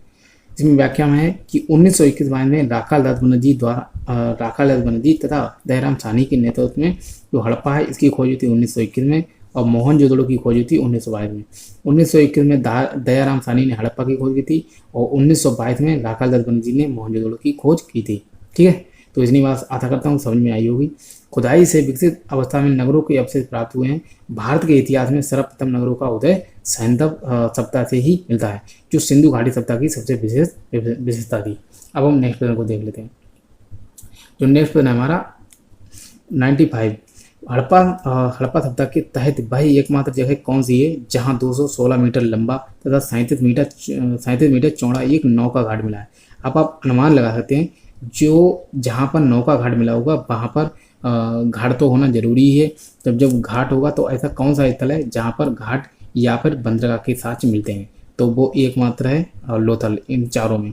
हालांकि कुंतासी भी है, लेकिन कुंतासी यहाँ पर ऑप्शन ही नहीं है। तो लोथल एवं कुंतासी जो है गुजरात में पड़ते हैं। दोनों के दोनों खंबात की खाड़ी में पड़ते हैं, लोथल के साथ कुंतासी, और दोनों ही बंदरगाह स्थल हैं। ठीक है, तो यहीं से मिला है 216 मीटर लंबा तथा 37 मीटर चौड़ा एक नौका घाट, और बहुत ही महत्वपूर्ण है। ये TGT 2004 में पूछा गया था। अब हम नेक्स्ट क्वेश्चन को दें। हालांकि मैं आपको इससे संबंधित दिखा देता हूँ, जिससे कि और भी महत्वपूर्ण बात। लोथल जो कि गुजरात के अहमदाबाद जिले में पड़ता है, मैंने आपको कई बार बताया है, और भोगवा नदी के किनारे पड़ता है। और इसकी खोज के बारे में बात करें तो 1954 में जो SR राव, जिन्हें कहते हैं शिकारीपुरा रंगनाथ राव, उन्होंने खोज की थी, और जो है इसका उत्खनन किया था रविंद्र सिंह बिष्ट ने। और उसके बाद बात करें, हालांकि जो SR राव हैं इन्होंने ही खोज की थी और इन्होंने ही इसका उत्खनन करवाया था। लोथल को लघु हड़प्पा एवं लघु मोहनजोदड़ो के नाम से भी जाना जाता है। ठीक है, लोथल को लघु हड़प्पा या फिर लघु मोहनजोदड़ो, ये इसका टाइटल है लोथल का। लोथल के पूर्वी भाग में गोदीवाड़ा का साक्ष्य मिलता है। गोदीवाड़ा जिसे बंदरगाह या फिर जो अभी हमने पढ़ा तो बंदरगाह के साक्ष्य मिलते हैं, जो कि गोदीवाड़ा के नाम से जाना जाता है। लोथल से ही अग्निकुंड के भी अवशेष मिलते हैं, और अग्निकुंड के अवशेष कहाँ से मिलते हैं तो कालीगंगा से भी मिलते हैं। मनके बनाने के कारखाना भी मिलता है यहाँ पे। चनुदड़ो और जो है बनावली एवं लोथल, चनुदड़ो बनावली लोथल, इन 3 स्थलों से मनके बनाने के कारखाना मिलता है। 3 युगल समाधान के साक्ष्य मिलते हैं लोथल से, और 1 युगल समाधान के साक्ष्य मिलता है कालीगंगा से। नाव के साक्ष्य मिलते हैं यहाँ पर। नाव के आकार की मोहर भी मिलती है। ठीक है, अगर आपसे पूछा है कि नाव के आकार की मोहर कहाँ से मिलती है तो वो मिलती है जो है लोथल से। और एक आकृति है मोहर जैसे मोहर है उस पर नाव की आकृति बनी हुई, इसके साथ कहाँ से मिलते हैं तो वो मिलते हैं मोहनजोदड़ो से। लेकिन नाव की आकृति की मोहर मिलती है, वो मिलती है जो है नाव की आकृति की लोथल से। और हाथी दांत का जो पैमाना है ये भी यहीं से मिलता है। अब हम आगे बढ़ते हैं। इसके बाद जो 96वां प्रश्न है, 96, सिंधु घाटी सभ्यता के पतन के संबंध में दिए गए निम्नलिखित तथ्यों में से कौन सही ढंग से सुमेलित है। तो इसमें यदि बात करें तो इनके जो चारों विकल्प हैं, जैसे गार्डन जो है विदेशी आक्रमण के बारे में बताया है, गार्डन चाइल्ड ने। ऑलेस्टाइन ने जलवायुगत परिवर्तन के बारे में बताया। इसके बाद जो GF डेल्स थे उन्होंने बताया था भौगोलिक घटनाक्रम। BN जो मिश्र हैं इन्होंने भूगर्भीय परिवर्तन, अर्थात ऑप्शन ABCD जो काका गागा हैं ये चारों ही ठीक हैं। तो ऑप्शन D था राइट आंसर, और ये TGT 2004 में पूछा गया था। ठीक है, अब नेक्स्ट क्वेश्चन को देख लेते हैं। नेक्स्ट क्वेश्चन की यदि बात करें तो जो है हमारा मैं दिखा देता हूँ 97वां, हड़प्पा संस्कृति से जुड़ा स्थल रंगपुर किस नदी के तट पर स्थित है। तो जो रंगपुर है इसकी यदि बात करें तो किस नदी पर है, रंगपुर है भादर नदी के किनारे। रंगपुर भादर नदी के किनारे, और ये पड़ता कहाँ है, ये गुजरात में पड़ता है, और गुजरात के जो है गुजरात में पड़ता है, इतना आप याद रखें। ठीक है, तो मैं आपको और भी इससे संबंधित फैक्ट दिखा देता हूँ। और ये जो TGT 2003 में पूछा गया। हड़प्पा संस्कृति से जुड़ा रंगपुर भादर नदी के तट पर पड़ता है, जो कि गुजरात प्रांत के अहमदाबाद जिले में स्थित है। कहाँ स्थित है तो गुजरात के अहमदाबाद जिले में स्थित है। और जैसे कि लोथल जो है वो भी अहमदाबाद जिले में ही स्थित है। और इसके बाद इसकी खोज जो है माधव स्वरूप वत्स ने की थी। किसने की थी तो माधव स्वरूप जो वत्स हैं उन्होंने इसकी खोज की थी, किसकी, रंगपुर की। और जो है इसके बाद SR राव जो शिकारीपुरा रंगनाथ राव हैं इन्होंने इसका उत्खनन करवाया था। तो इनकी खोज के बारे में माधव स्वरूप वत्स एवं SR राव को याद कर सकते हैं। इस स्थल से सैंधव संस्कृति के उत्तरावस्था के दर्शन होते हैं। तो इस जो महत्वपूर्ण बातें हैं वो हमने पढ़ ली। अब हम नेक्स्ट क्वेश्चन देखते हैं। नेक्स्ट है हमारा 98वां, सिंधु घाटी सभ्यता की सबसे बड़ी इमारत कौन सी थी। तो मैंने आपको बताया कि जो मोहनजोदड़ो में प्राप्त होता है कि अन्नागार, जो विशाल अन्नागार प्राप्त होता है वही सिंधु घाटी सभ्यता की सबसे बड़ी इमारत थी। तो मोहनजोदड़ो का महाजल कुंड ये भी नहीं है, और मोहनजोदड़ो का स्नानागार ये भी नहीं है, हड़प्पा का राजा का महल। तो इसकी बात करें तो ये तीनों ही नहीं, अर्थात उपरोक्त जो D ऑप्शन है इधर राइट आंसर। क्योंकि मैंने आपको बताया कि सिंधु घाटी सभ्यता की सबसे बड़ी इमारत को जो विशाल अन्नागार है, जो अन्नागार जो मिलता है, जैसे मैं लिख देता हूँ, जो अन्नागार है इसके साथ मिलते हैं मोहनजोदड़ो से। और ये बात करें तो लगभग 45 बाई 27 मीटर इसका जो प्रांगण था, वो 45 बाई 27 मीटर इसका प्रांगण था। और ये मतलब ये सबसे बड़ी इमारत के रूप में जाना जाता है। हालांकि मैं आपको दिखा देता हूँ, जो है इसको देख लेते हैं आप। जैसे सिंधु घाटी सभ्यता की सबसे बड़ी इमारत जो है अन्नागार थी, और इसके साथ जो है मिलते हैं जैसे अन्नागार की यदि बात करें तो जो दो जगह से मिलते हैं, एक अन्नागार मिलता है मोहनजोदड़ो में और दूसरा मिलता है हड़प्पा में, लेकिन जो विशाल अन्नागार है वो मिलता है मोहनजोदड़ो में, जो कि निर्दिष्ट विकल्पों में नहीं है, अतएव इसका उत्तर जो है डी ही होगा। और मैंने आपको बताया था लगभग जो है 15 जो अन्नागार है, सॉरी यहाँ पर मैंने गलत बता दिया, 45 पॉइंट जो लगभग आप इतना ही मान लें 45.71 मीटर लंबा है, और जो है इसका जो मैंने यहाँ पर 27 बता दी, हालांकि वो गलती से बता दिया, तो इसका जो प्रांगण है वो 45 गुणे आप 15 मीटर मतलब समझ सकते हैं, क्योंकि इसका लंबाई जो है 45.71 मीटर है और चौड़ाई जो है 15.33 मीटर इसकी चौड़ाई है। ठीक है, तो इतना चौड़ा और लंबा था मतलब ये नगर। इसकी बात करें तो पीजीटी 2000 में पूछा गया था। अब हम नेक्स्ट क्वेश्चन की तरफ देख लेते हैं। जो नेक्स्ट क्वेश्चन है हमारा 99, सही उत्तर चुनिए। मोहनजोदड़ो के महान स्नानागार की खोज किसने की थी? जो महान स्नानागार है, अब आपको मैं एक अनुमान बताऊंगा। जैसे जो मोहनजोदड़ो इसकी खोज किसने की थी? तो किसी थी जो राखाल दास बनर्जी इन्होंने ही की थी। तो राखाल दास बनर्जी ने ही इसको इस स्थल की खोज की थी, और इस स्थल में जो महान स्नानागार इसके भी खोज की थी राखाल दास बनर्जी ने। और जो इसके बाद बात करते हैं नेक्स्ट क्वेश्चन को देख लेते हैं। जो नेक्स्ट क्वेश्चन है यदि बात करूँ तो मैंने पहले आपको इसके बारे में बता देता हूँ। ये पीजीटी 2000 में पूछा गया था, और इसमें क्या है, मोहनजोदड़ो के महान स्नानागार की जो खोज है ये राखाल दास बनर्जी आर.डी. बनर्जी ने की थी। ये 11.88 मीटर इसकी लंबाई है, 7.01 चौड़ाई है, और जो है 2.43 मीटर इसकी जो है गहराई है। लंबाई, चौड़ाई और गहराई ये तीनों ही आप याद कर सकते हैं। सर जॉन मार्शल ने इसे तत्कालीन विश्व का आश्चर्यजनक निर्माण कहा है। सर जॉन मार्शल कौन थे? तो सर जॉन मार्शल जो थे उस समय बात करें तो ये पुरातत्व विभाग के हेड थे। ठीक है, पुरातत्व विभाग के प्रमुख कौन थे? तो सर जॉन मार्शल ही थे जब मोहनजोदड़ो की खोज हुई थी। क्योंकि 1902 से लेकर 1928, ठीक है, 1902 से लेकर 1928 तक जो है ये सर जॉन मार्शल ही नेतृत्व करता थे। और इन्होंने जो स्नानागार है इसको तत्कालीन विश्व का आश्चर्यजनक निर्माण कहा है। अगर आपसे कभी पूछा जाएगा कि तत्कालीन विश्व का आश्चर्यजनक निर्माण किसने कहा है, तो सर जॉन मार्शल ने। और किसके लिए कहा है? तो जो विशाल स्नानागार है इसको कहा है। अब नेक्स्ट क्वेश्चन देख लेते हैं। सिंधु घाटी सभ्यता का प्रसिद्ध नगर हड़प्पा स्थित था। जो सिंधु घाटी सभ्यता का प्रसिद्ध नगर हड़प्पा है, ये कहाँ स्थित है? तो हड़प्पा जो है रावी नदी के तट पर स्थित है। ठीक है, और इसके बाद हम नेक्स्ट क्वेश्चन देख लेते हैं। पीजीटी 2000 में पूछा गया था। नेक्स्ट क्वेश्चन हमारा 152, वह सैंधव पुरास्थल जहाँ पर जोकर जहांगीर संस्कृति विकसित हुई। जो जोकर जहांगीर संस्कृति इसकी यदि बात करें तो इसके साथ में थे चनुदड़ो जो कि पाकिस्तान के सिंध प्रांत में सिंधु नदी के जो है बाएं तट पर पड़ता है। और इसकी यदि बात करें तो चनुदड़ो जब स्थल धीरे धीरे जो है समाप्त होने लगा था, तो इसका जो चनुदड़ो इसके बाद जो जोकर जहांगीर संस्कृति इसी स्थल पर जो है इसके साक्ष्य मिलते हैं। ठीक है, और इसके बाद यदि मैं आपको इनके चारों में बारे में बता दूं, लोथल जो कि गुजरात के अहमदाबाद जिले में पड़ता है, सुरकोदड़ा जो कि गुजरात के कच्छ जिले में पड़ता है, कालीबंगा जो कि राजस्थान के हनुमानगढ़ जिले में पड़ता है, और चनुदड़ो जो कि पाकिस्तान के सिंध प्रांत में पड़ता है। ठीक है, तो अब हम नेक्स्ट क्वेश्चन को देख लेते हैं। हालांकि मैं इसके बारे में कुछ विशेष बात बता दूँ। यहाँ से बकराकार ईंटों के साथ मिलते हैं। कहाँ से? चनुदड़ो से बकराकार ईंटों के साथ मिलते हैं।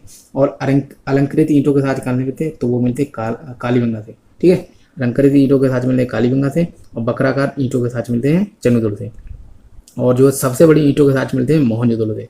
और यहाँ पर जोकर जहांगीर संस्कृति जो है इसी के जब सिंधु घाटी सभ्यता के धीरे धीरे स्थलों का पतन हो गया, तो उसके बाद जो चनुदड़ो स्थल है इसकी जगह पर जोकर जहांगीर संस्कृति का उदय हुआ था। और मिट्टी की पकी जो पाइप निर्माण नालियों के प्रमाण जो मिलते हैं यहाँ से ही मिलते हैं। मिट्टी की पकी हुई पाइप निर्माण नाली के साथ कहाँ से मिलते हैं? तो चनुदड़ो से। और जो बात करें जो कालीबंगा है, कालीबंगा से लकड़ी की बनी हुई नालियों के प्रमाण मिलते हैं, तो आप वो भी याद कर लें। अब हम नेक्स्ट क्वेश्चन की तरफ बढ़ते हैं। नेक्स्ट क्वेश्चन हमारा 102वां। इसकी यदि बात करें तो स्वतंत्रता के उपरांत भारत के किस प्रांत से सबसे अधिक सैंधव पुरास्थल खोजे गए? तो वो है गुजरात। गुजरात से लगभग 250 स्थल खोजे गए, और स्वतंत्रता के बाद सर्वाधिक स्थल जो है गुजरात से ही खोजे गए थे।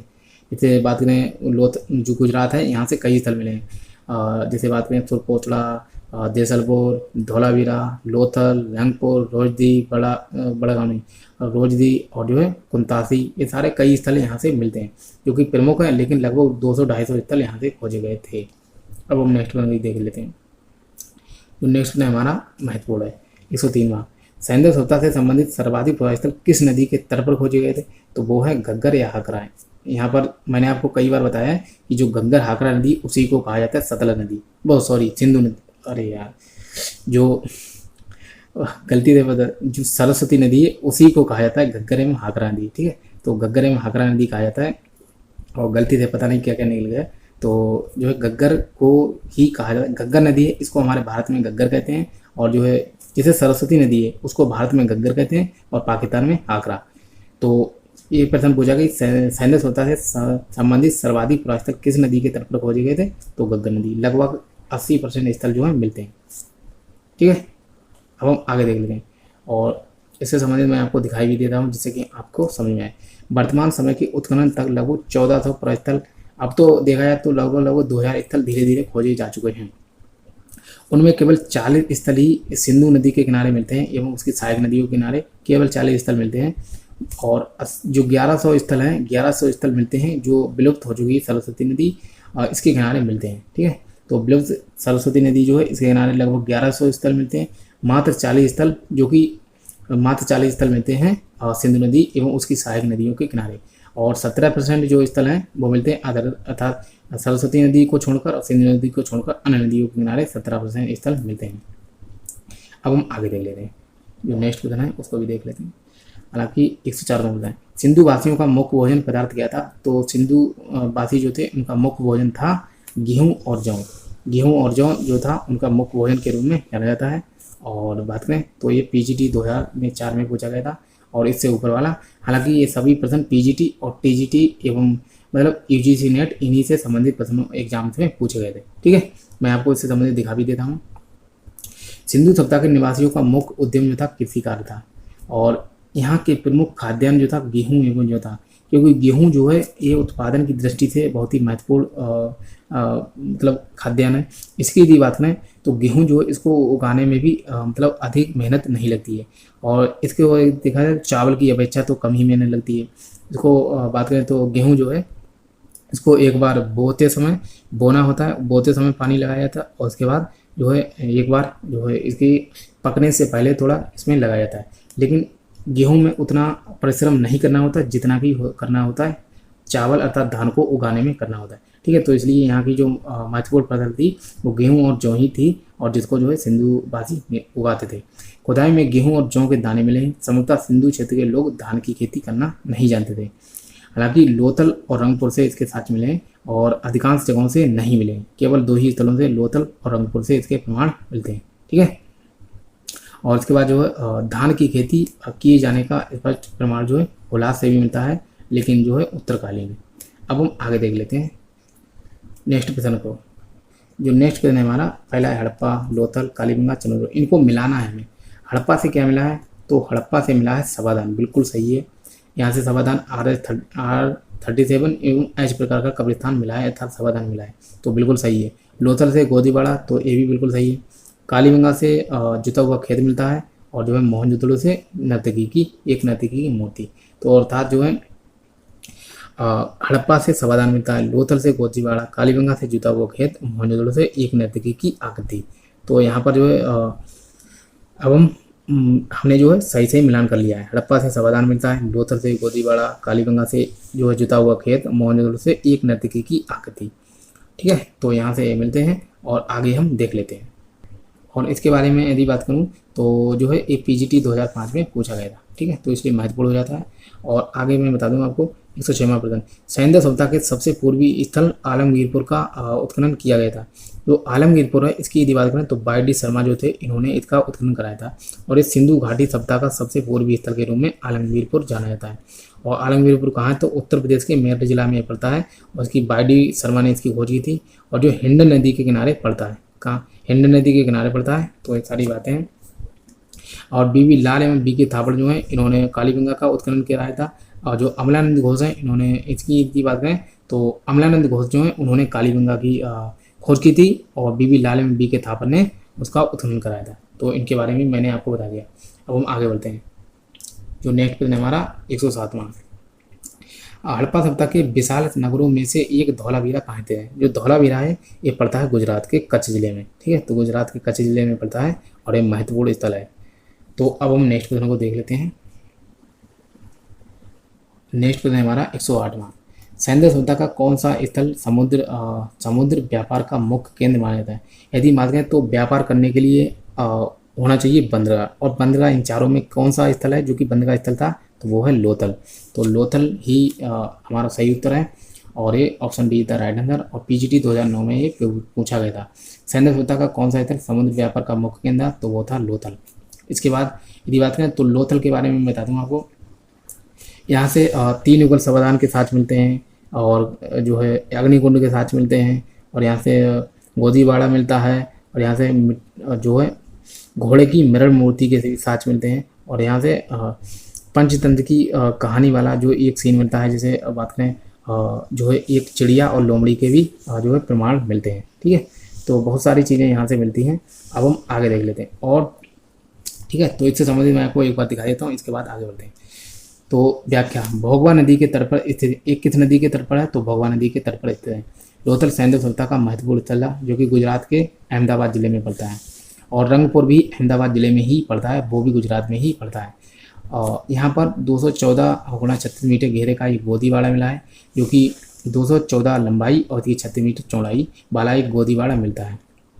जो गोदीवाड़ा है ये पक्की ईंटों से बना हुआ है, और जो सिंधु सभ्यता के समुद्री व्यापार का द्योतक था। लोथल को लघु हड़प्पा भी कहा जाता है, या फिर लघु मोहनजोदड़ो के नाम से भी इसको उपाधि दी गई। तो आपसे कभी भी पूछ लिया जाता है कि लघु हड़प्पा या लघु मोहनजोदड़ो किसे कहते हैं? तो लोथल को कहा जाता है। इसकी खोज 1954 में एसआर राव अर्थात शिकारीपुरा रंगनाथ राव ने इसकी खोज की थी, और जो है इसका उत्खनन भी इन्होंने ही करवाया था। लोथल से 3 युग्म समाधियों के साक्ष्य मिलते हैं, अर्थात तीन युग्म समाधियों के साक्ष्य कहाँ से मिलते हैं? तो लोथल से मिलते हैं, जो कि ये बताते हैं कि हो सकता है यहाँ पर सती प्रथा रही हो। एक अग्निकुंड का अवशेष मिलता है, मनके बनाने का कारखाना भी यहाँ से मिलता है, और अग्निकुंड के साथ जो है वो 7 अग्निकुंड के साथ मिलते हैं कालीगंगा से, और 1 अग्निकुंड का साथ मिलता है लोथल से। और मनके बनाने के कारखाना लोथल के साथ साथ चनूदुड़ से मिलता है, बनावली से भी मिलता है। एक रंगाई कुंड भी मिला है। रंगाई कुंड कहाँ से मिला है? तो लोथल से मिला है, क्योंकि आप अनुमान लगा सकते हैं कि जहाँ पर कच्ची एवं पकी वस्तुएं, अर्थात जो लोथल है वो एक बंदरगाह है, तो बंदरगाह पर सभी प्रकार की चीज़ें जहाज़ों के माध्यम से आती हैं, तो इसलिए रंगाई वाली पेंट वाली चीज़ें भी आई होंगी। इसके कारण एक यहाँ पर रंगाई कुंड भी मिला है। अब हम नेक्स्ट क्वेश्चन को देख लेते हैं। तो नेक्स्ट क्वेश्चन हमारा बहुत ही इंपॉर्टेंट है। इसकी बात करें तो 109वां प्रश्न है। तो सैंडल सभ्यता मानव इतिहास के किस काल से संबंधित है? जो सैंडल सभ्यता है ये मानव इतिहास के किस काल से संबंधित है? तो ये संबंधित है जो है आद्य ऐतिहासिक काल से, क्योंकि आद्य ऐतिहासिक काल के अंतर्गत किसको रखा जाता है? जहाँ से पुरातात्विक साक्ष्य मिलते हैं एवं लिखित साक्ष्य भी मिलते हैं, जहाँ से पुरातात्विक एवं लिखित साक्ष्य मिलते हैं, लेकिन जो लिखित प्रमाण है उनको पढ़ा नहीं जा सकता है। जब पढ़ा नहीं जा सका तो उस सभ्यता को जो है आद्य ऐतिहासिक काल के अंतर्गत रखा जाता है। सैंडल सभ्यता के साथ साथ जो है वैदिक सभ्यता को भी आद्य ऐतिहासिक काल के अंतर्गत रखा जाता है। और ऐतिहासिक काल के अंतर्गत किसको रखा जाता है?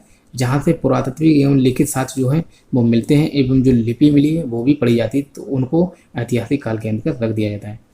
और इसके साथ जो प्राग ऐतिहासिक होता है उसमें लिखित साक्ष्य मिलते ही नहीं और ना ही उनको पढ़ा जाता है, तो इसलिए जो पहाड़ काल है उसको रखा जाता है प्राग ऐतिहासिक अंतर्गत। ठीक है, प्राग ऐतिहासिक काल के अंतर्गत रखा जाता है जो पहाड़ काल है उसको रखा जाता है प्राग ऐतिहासिक काल के अंतर्गत। और सिंधु घाटी सभ्यता एवं वैदिक सभ्यता को रखा जाता है आद्य ऐतिहासिक काल के अंतर्गत। और जो ऐतिहासिक काल है जो 6ठी शताब्दी BC के बाद का जो कालक्रम है उसको ऐतिहासिक काल के अंतर्गत रखा जाता है। ठीक है, और ये PGT 2009 में पूछा गया था, तो कोई बहुत ही BBA है। अब नेक्स्ट देख लेते हैं, यहाँ पर ऑप्शन बी था राइट आंसर। नेक्स्ट क्वेश्चन है हमारा जो है 110वां, निम्नलिखित में से कौन सा हड़प्पा पुरास्थल हिंदकुश पर्वत श्रृंखला के उत्तर में था? तो 2 स्थल ऐसे हैं जो कि हिंदकुश पर्वत के उत्तर में पड़ते हैं। हिंदकुश पर्वत जो कि अफगानिस्तान में पड़ता है। अब अफगानिस्तान अगर आपको बताया होगा कि हिंदकुश पर्वत कहाँ है, तो आप उत्तर तक बहुत ही आसानी से पहुंच सकते हैं। हिंदकुश पर्वत जो कि अफगानिस्तान में, और 2 स्थल हैं जो कि अफगानिस्तान में, एक सोरतुगोई और दूसरा है मुंडिका। ठीक है, सोरतुगोई और मुंडिका के तली हैं और दोनों के दोनों हिंदकुश पर्वत के उत्तर में पड़ते हैं। तो सोरतुगोई जो है मतलब यही पड़ता है, तो यही हमारा आंसर है। और जो है सोरतुगोई जो है यहाँ से एक नहर का प्रमाण भी मिलता है और जुते हुए खेत के प्रमाण मिलते हैं, जैसे कि कालीबंगा में मिले थे। तो सोरतुगोई से जुते हुए खेत के प्रमाण मिलते हैं जो कि कालीबंगा में भी मिलते हैं, और यहाँ से एक नहर का प्रमाण मिलता है। और एक PGT 2009 में पूछा गया था। ठीक है, अब हम आगे देख लें। हालांकि मैं आपको इसके बारे में दिखा देता हूँ। हड़प्पा सभ्यता का विकास पश्चिमोत्तर में अफगानिस्तान तक हुआ था। सौरदुगोई और मुंडीगाक जो है नामक 2 हड़प्पा पुरास्थल हिंदकुश के पार अफगानिस्तान में स्थित हैं। ठीक है, तो केवल मात्र 2 ही स्थल हैं जो कि अफगानिस्तान में पड़ते हैं। अब हम नेक्स्ट को देख लेते हैं। नेक्स्ट है हमारा 111वां, नमदा टोली एरन तथा नागदा की मालवा संस्कृति 1700 ईसा पूर्व से लेकर 1200 ईसा पूर्व के बीच, मतलब ये थी मालवा संस्कृति। किस संस्कृति का प्रमाण है? तो इसकी दीवार करें तो हड़प्पा के पश्चात के एक संस्कृति। तो आशा करता हूँ कि इस वीडियो का ये लास्ट क्वेश्चन है। मिलते हैं नेक्स्ट वीडियो में, तब तक चैनल से जुड़े रहिए। जय हिंद, वंदे मातरम।